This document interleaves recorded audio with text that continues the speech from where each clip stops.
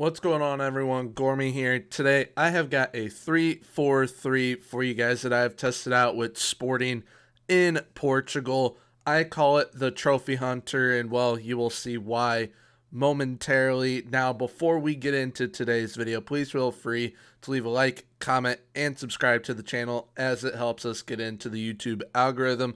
So make sure to leave a like, comment, and subscribe if you would like to do so. Also, I'll be linking the tactic in the Discord that is linked in the description, so that is where you can download the tactic if you wish to do so, or if you can't download a tactic, you can just copy it on over from what I have, and I will go into depth on what we have at each position and role for you guys. But yeah, without further ado, let's get into the video.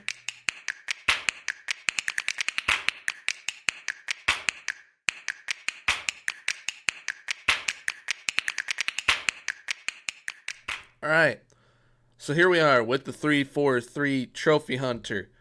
We start off with two pressing forwards on attack up top, both which shoot more often on, and they have a false 9 on support in between them, who all that we added to him was move into channels. You have two wingers on support on either side, both of them only aim their crosses at center, all that we added to them. You got a deep line playmaker on defend with take more risks and tackle harder. A ball-winning midfielder that was left as is. Two wide center backs on either side of the central defender on cover. Both of them have cross less often and tackle harder so that they focus more defensively. And then central defender on cover, all we added to him was tackle harder, and the sweeper keeper on support was left as is. Now, with mentality, we have a positive mentality. In possession, we have attacking with wide, pass into space, and play out from the defense. We work the ball into the box. We use shorter passing directness and a higher tempo. When we're in transition, we counter press, counter, distribute quickly to the center backs. And then when we are out of possession, we have a higher line of engagement, a higher defensive line, more often trigger press, aka more often press in intensity, and prevent short goalkeeper distribution. And then for our set piece tactics, this is defending right and left. And then let me shrink myself here real quick. All right, and now we have attacking left and right. When it comes to free kicks, we've got defending right and left. And then we have attacking left and right. Here it is for a direct small chance of shot for the right and left. And then for defending left and right. Indirect wide, defending right and left, and then attacking left and right. And then for indirect deep, we have attacking right and left, and defending left and right. And then for our throw-ins, they are just left on short. They work very, very well. Striker will usually try and cross it in off of the throw-ins, but yeah. Momentarily, you guys will be getting some new set pieces from me, and I'll do a video on them for FM22. The ones that I've been using, they're very, very good. So definitely keep an eye out for that. But these set pieces will be linked to the tactic. They will be a part of the tactic. So if you guys wish to make some changes, you can most definitely do so. But now let's see how Sporting did in the competitions. All right, so here we are in the competitions. This is why I call it the Trophy Hunter. We were 2 points short of winning the league. We lost to Benfica the week before the last week of the league, 2-1, and that is what caused us to not have a quadruple, because we won the Portuguese Cup, we won the Portuguese League Cup, and then behind me, you guys can't see the trophy, but we did win the Portuguese Super Cup as well. So we almost had a quadruple here with Sporting in Portugal. They're absolutely phenomenal with this tactic. This tactic is a very, very solid one. We did, however, get knocked out in the group stages in a very difficult group with AC Milan, Borussia Dortmund, us, and then Dynamo Kyiv. Do not sleep on Dynamo Kyiv. Dynamo Kyiv are a very, very solid club. But then we got knocked out in the first round by Real Sociedad in the Europa League, and Real Sociedad is a phenomenal club. Absolutely amazing. So I think realistically being knocked out by Milan, Dortmund, and Real Sociedad is realistic. And then us just coming short of the league, that is also realistic. Even though Sporting, I believe, did win it this past season, but Benfica are very, very solid, and we were not bringing in any players on signings. But we won a treble. We'll definitely take that. We were 2 points short of winning the league and on 4 goal differential as well. So if we were dead even, it would have been very, very interesting. But we performed very, very solid overall. Now, statistically, team overview wise, we had the most goals in the league with 90. We had the most shots for in the league. We had the third fewest shots against in the league. We were in second for best pass completion at 91%, basically joint first with Braga. Most possession, we had the best possession in the league at 56%. We were in most tackles won at 7th with 517. Most dribbles made, we were in 7th with 405. Most shutouts, we were in 4th with 12. And fewest conceded in 3rd with 34.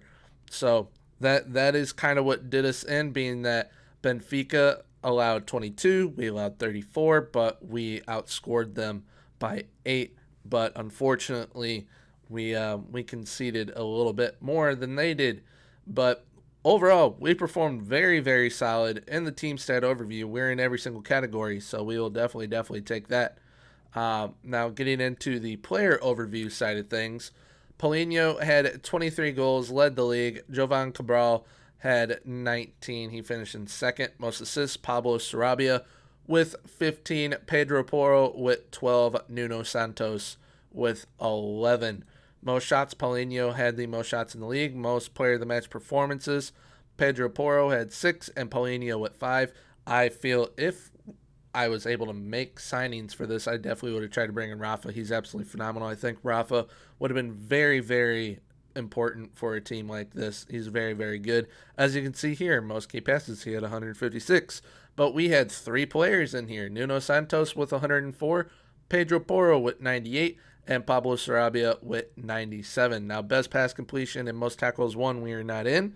But team-wise, we were. And then most dribbles made, we have Pablo Sarabia with 98.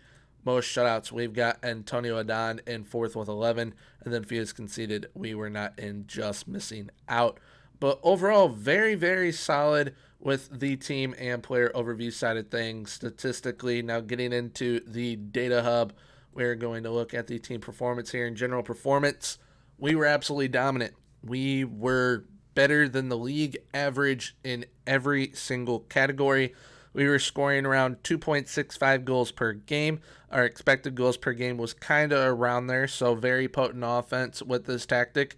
We were conceding 1 per game. Expected goals against per game was basically 1 at 1.02. We were having around 20 shots, 20.38. I would have said 21, but it needs to be 20.5 to be that. So 20.38 shots per game. Shots on target ratio percentage, 43.29. Very solid there. Pass completion ratio, 91.45. Tackles won ratio, essentially 83% at 82.99%. So very, very happy with all that. Team attacking wise, our attacking record is well above average for the league. We were drawing plenty of fouls. Our cross completion was at 30.35%. Dribbles per game, 11.91. We were very, very, very solid. And then defensively is where I wish we could improve.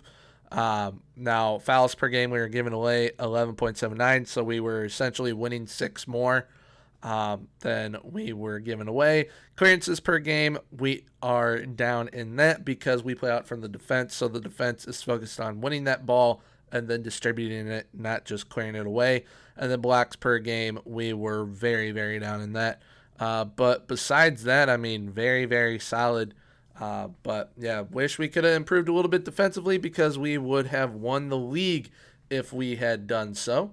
But squad-wise, We are going to look at goals for overall in the season. Jovan Cabral with 33 goals overall.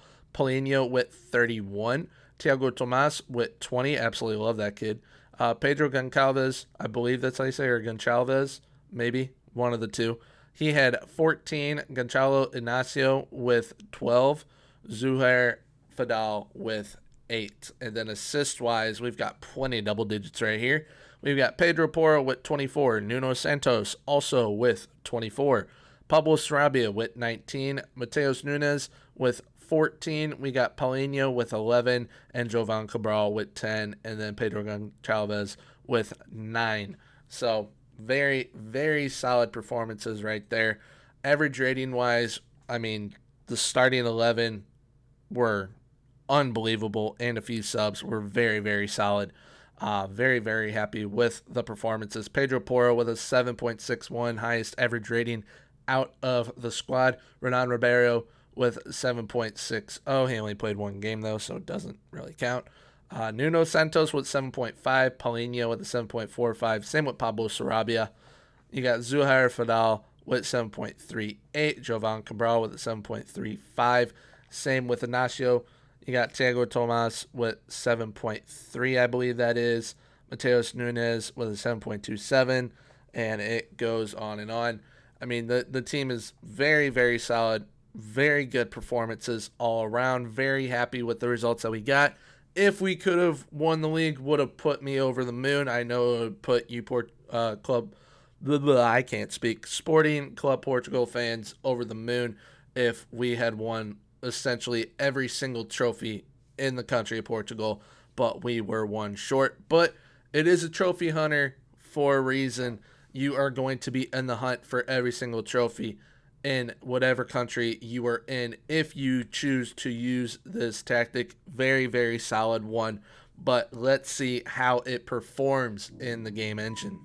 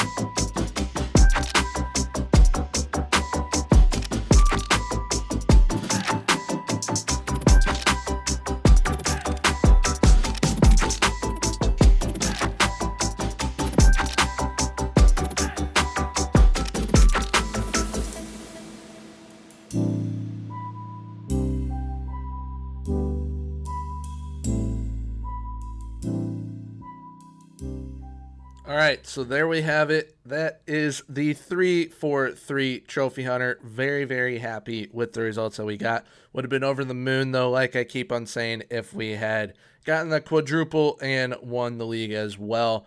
But that is why it is called a Trophy Hunter, because you will be in the hunt for every trophy in whichever country you choose to manage in by using this tactic. And just a quick shout out to the kits. Their kits were absolutely phenomenal last year. I'm using a kit pack for them from last year, and that black jersey, absolutely beautiful. But that's besides the point. So if you guys do wish to download this tactic, it will be linked in the Discord that is down in the description. So that is where you can download this tactic. But if you guys did happen to enjoy, please leave a like, comment, and subscribe. And until next time, have a good one. Bye-bye.